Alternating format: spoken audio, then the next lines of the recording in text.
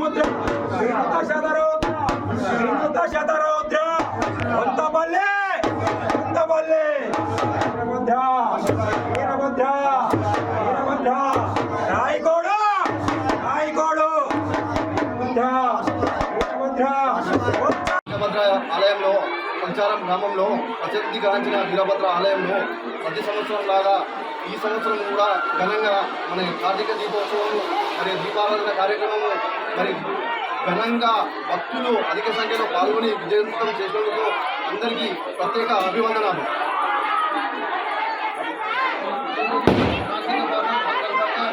ఆలయంలో ప్రతిసారి ఉత్సవాల ఈరోజు ఉత్సవాలు జరపడం జరుగుతుంది. ఈ యొక్క వారి వారి ఆధ్వర్యంలో జరుగుతుంది.